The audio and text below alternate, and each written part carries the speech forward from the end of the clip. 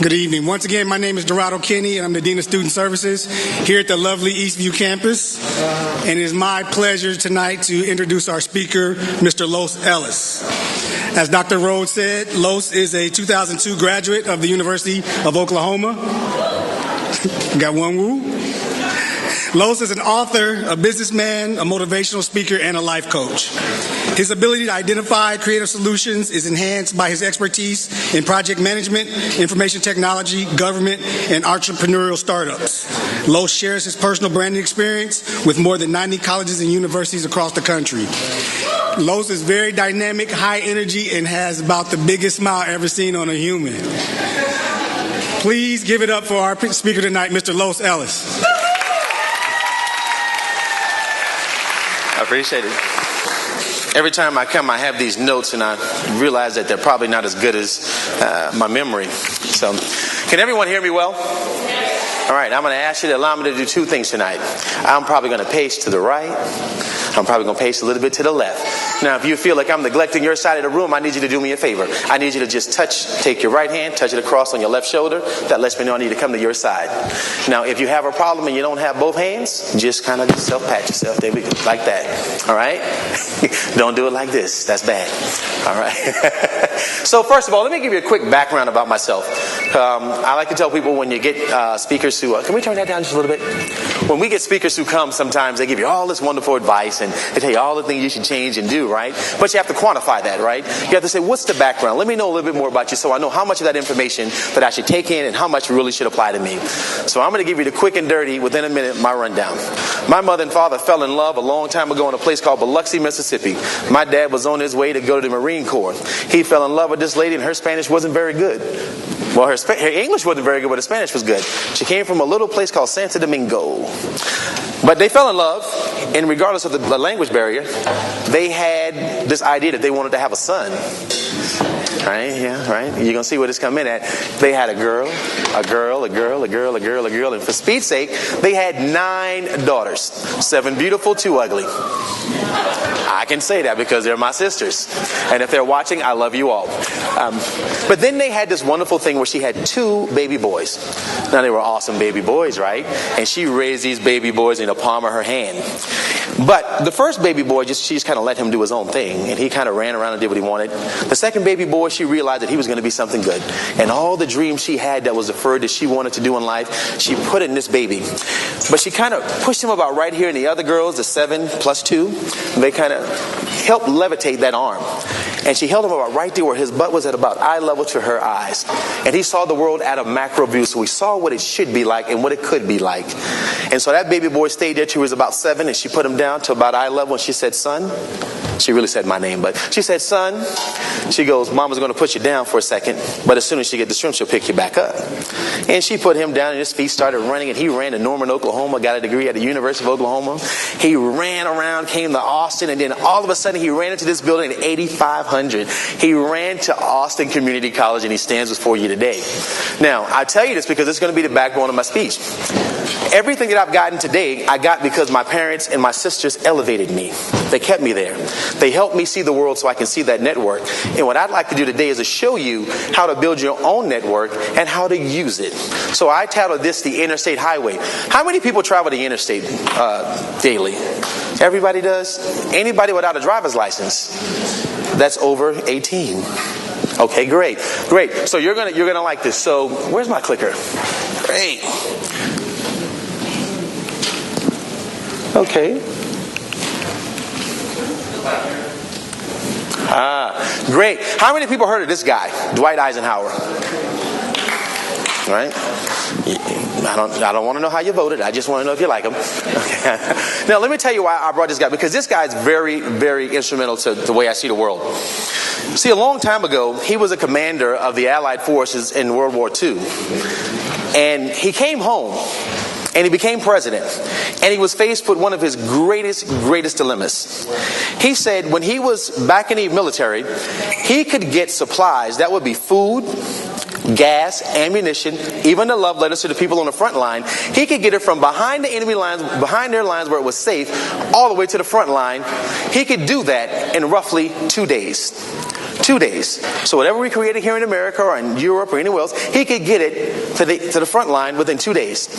He comes home to America and he sits in Washington, D.C., and he realized in order for him to get something from D.C. to California, it took him 17 days on the road. 17 days. Well, he realized we had a problem. There was not a good network in America to get something from one side of the country to the other. That means if you made a great product in New York, you couldn't debut it in Florida. It took you 17 days to get it there. So his network wasn't very sound. But he said he was going to commission all the states to be able to work together to create an interstate highway. A network that would connect every city to another city, every state to the other state, so that we can network, we can share what we've learned. Well, he did this. Anybody know the first state to complete their highways? Nebraska. Big 12 haters. Now, this is what it looks like, this interstate looks like, for the most part. Each of you today have come to the Austin Community College to be able to broaden your horizon, to be able to connect with someone else, to learn something. How many have heard of that saying, it's not what you know, it's who you know, right?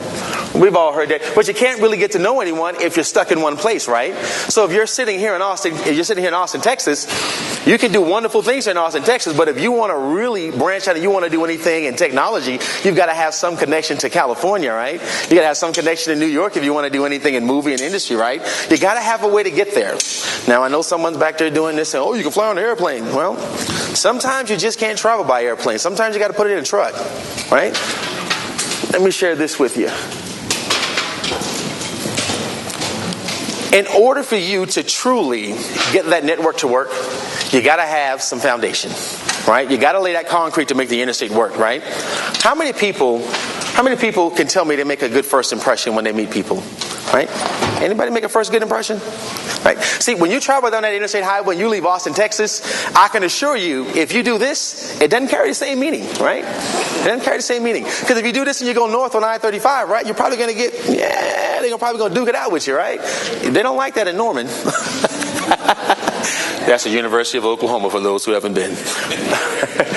But you know what? Even then, you can do this in some other nationalities, and these things mean something very bad. You remember 2 years ago, there were 2 kids at the Vatican who did this, right? UT won a national championship, right? They beat USC and they did this, and 2 kids went to jail because it means something totally different. So what you have to do is be able to use your network highway in order to be able to go out and expand so that you can network and learn more. Now let's talk about this first memorable impression. I want you all to do me a quick favor real quick. I want to show you how this works, right? I want you to really quietly look at somebody next to you. Just look at them and don't say a word. Just listen to the sound of my voice, right? Make eye contact with someone, and I want you to just think. Look at them, and I want you to think of the most distasteful thing you've eaten this entire week. Look at those faces, right? Because see, that's the first impression someone's going to get of you when you travel down this highway, right? How many people like the look they saw on the other person's face? Raise your hand. Right? Now I'm going to show you a little bit different, right? I want you to do me a favor. Look at the person again. Look at him again. Don't think about anything. Just look at him. And I want you to just I want you to be my ventriloquist. I'm going to talk and you just say what I say, right? So look at the person again. Ready? And I want you to say, I know. Come on, ACC. Y'all sound like Oklahoma. Come on, man. Try it one more time. Look at him in the face again. I want you to say, I know. You know what? I'm going to have to. Let me break out my Oklahoma shirt. My ventriloquist talk. Try again. You ready? If I can now talk you, come on now. Say, I know. I look good. Now look at that face right there. Wouldn't that be a great first impression, right? Now imagine you're on your interstate highway and you're traveling from Austin to California, but you make a stop in Arizona and you told yourself that in the mirror and you made that same smiley face you just had. Everyone's going to want to come talk to you.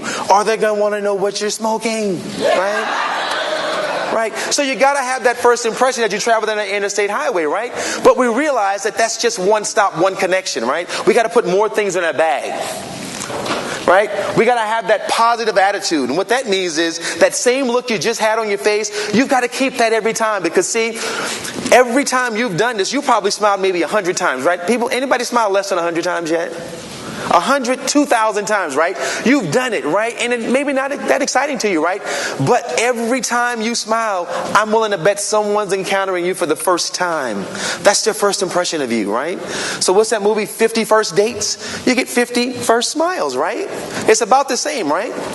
How many of you have seen me for the first time today? Have you seen me not smiling? Look, I was very disappointed when I came here earlier today because I could not find a parking spot. And I saw these guys with guns and badges telling me, you can't park there, you can't park there. And so I pulled out the flyer and I said, hey, I'm speaking tonight. He goes, oh, you can park right here.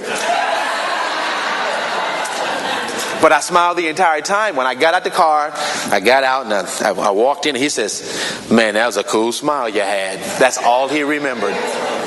That's all I need him to remember, right? Because when I come back, he's probably going to give me a good spot the next time. Right, but you got to have that first impression, and you got to be positive about it. You got to smile. You got to let people know that you're happy. Now, how many people think that frowns actually get attention? They do. Frowning gets attention. It's like a baby, right? If a baby cries, you pick a baby up and you hold him. But what happens once it stops crying, right? You put him back down, right? He's done, right? Until the next time he cries. But if you have a smile, if you have an engaging look, you seem positive, upbeat, people are going to want to stay around you. They're going to want to be around you all the time. Trust me. I talk bad about two of my sisters that I don't think are that beautiful, and they still talk to me, right? They say, you just smile so good, brother.